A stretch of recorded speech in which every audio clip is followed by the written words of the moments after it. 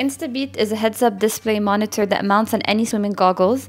It has a heart rate sensor that reads the heart rate off of the temples, and it has a real-time display that changes colors according to the heart rate zone. It also has motion sensors that are able to detect the number of flaps, the number of flip turns, the speed, the distance, so anything that's related to the motion of the swimmer in the pool.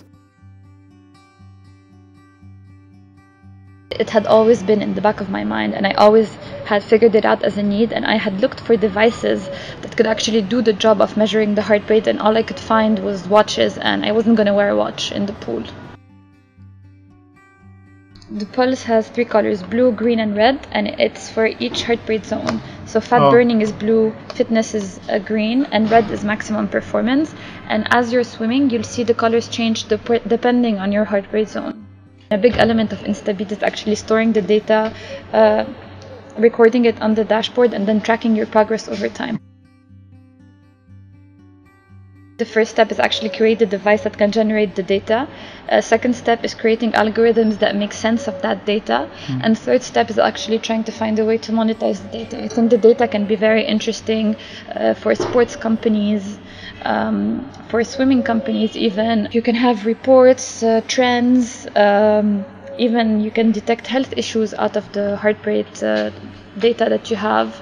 It really depends on the second step and how you create algorithms to make sense out of that data. That determines and defines your third step. It took us 2 years to actually get to a design that's manufacturable, and an entire year for manufacturing. It's a process because you cannot switch manufacturers easily, and by the time you realize whether your manufacturer is good or not, you would have spent $500,000.